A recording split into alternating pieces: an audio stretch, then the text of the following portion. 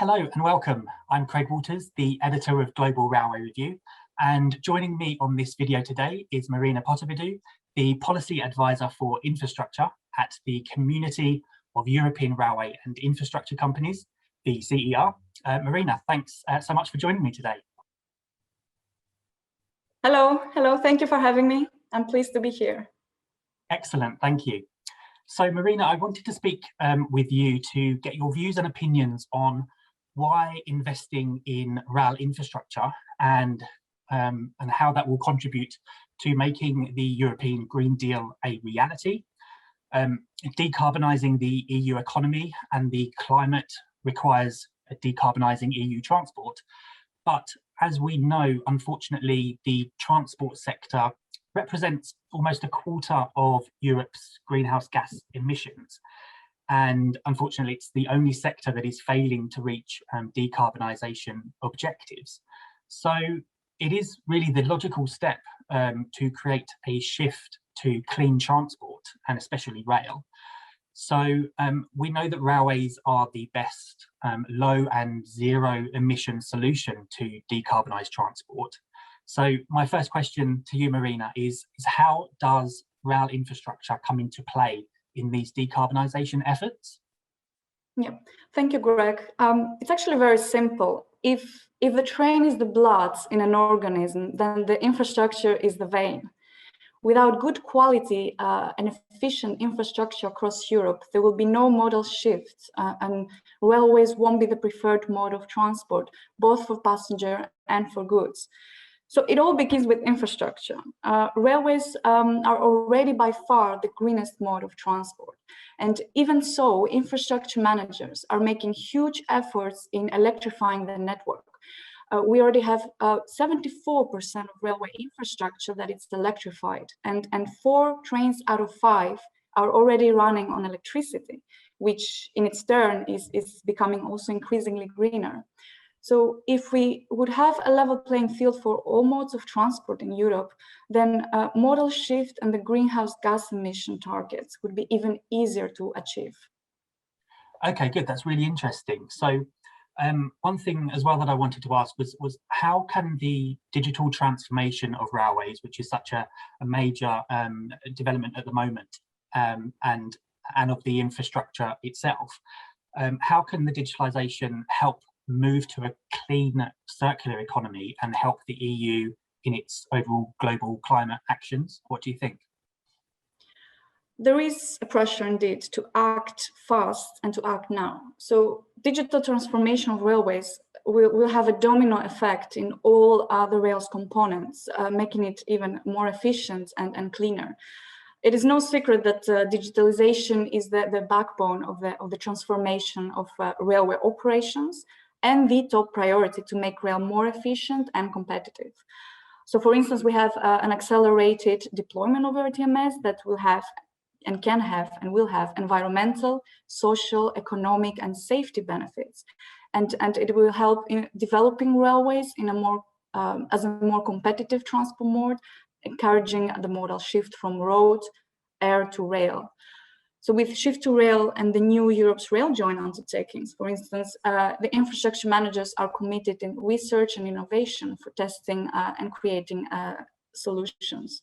So among the digitalization initiative and work of infrastructure managers, we have, for example, building information modeling for railway design and asset management, predictive maintenance, digital capacity management and smart capacity management. And yes, by all means, this solution can help create an efficient capacity and better infrastructure that will help make the move to a clear circular economy. I mean, in the end, it's all interrelated.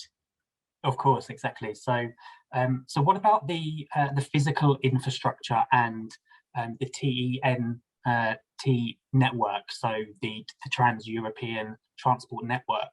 Would the completion of the network help to improve the quality of life of citizens and the planet?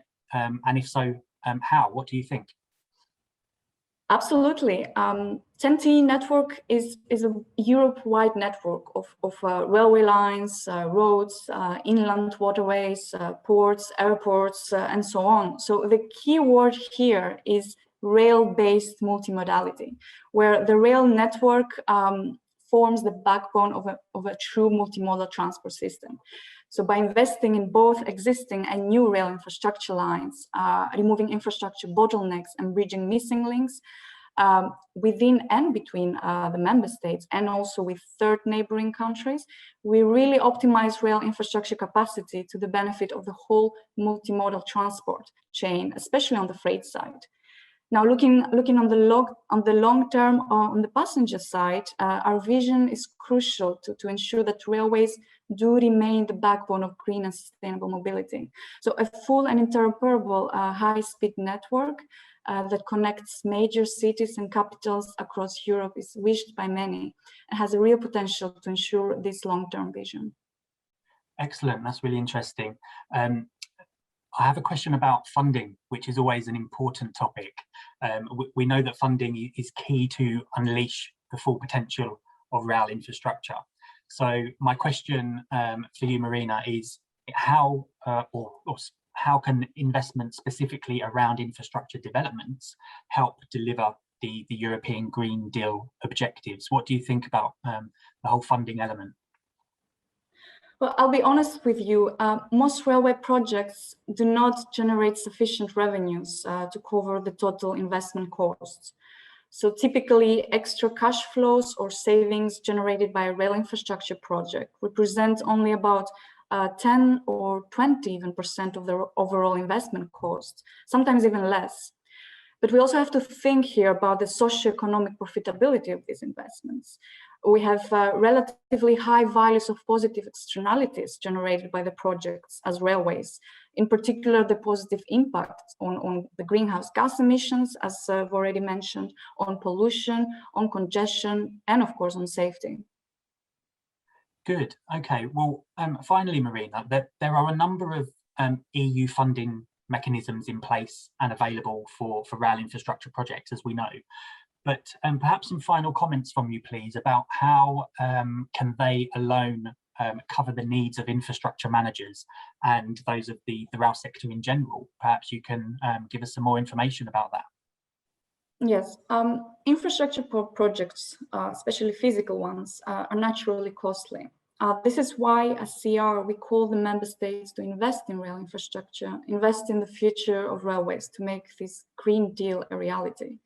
As we also have the smart and sustainable mobility strategy of the Commission, which grants a real important role to rail in the transition towards the zero-emission mobility and the delivery of the EU Green Deal objectives. The objectives of this strategy should be matched with appropriate investment in infrastructure. So for rail to perform its backbone role in achieving this the sustainable and resilient mobility, it's really essential to speed up the implementation of infrastructure projects by making use of the existing financial tools and incentives at the EU level. However, it will be really unrealistic to believe that EU funds can cover more than a marginal part of the needed investment costs, so the bulk of the contribution will have to come from the member states themselves.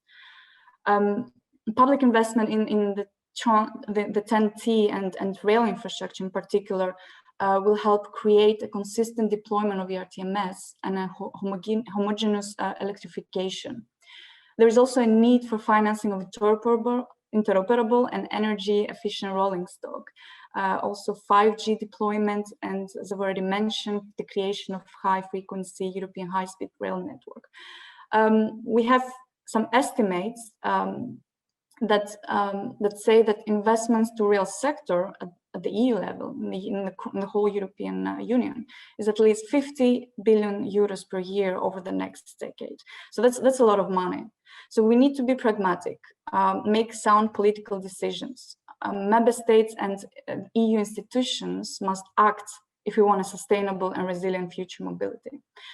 The sector can and will deliver with sufficient funding. The pandemic crisis showed the resilience of railways, even though there were a lot of losses for us too. So recovery and resilience facility must be used for railway projects if the member states want a safe and green future for its generations to come. And of course, we encourage the member states to put rail at the center of the national resilience and recovery programs that they are currently shaping up. Excellent. Yeah, that's all really important, isn't it, for us to move forward in the sector. So yeah, that's great. Thank you very much, Marina. Unfortunately, that is all the time we have for today. Thank you so much for joining me, and it is really great to get your views and opinions and your insight here on such a great topic, which is really important subject for the rail industry right now. So thank you very much for sharing your thoughts with us. Thank you very much. Thank you. Thank you. Goodbye. Goodbye.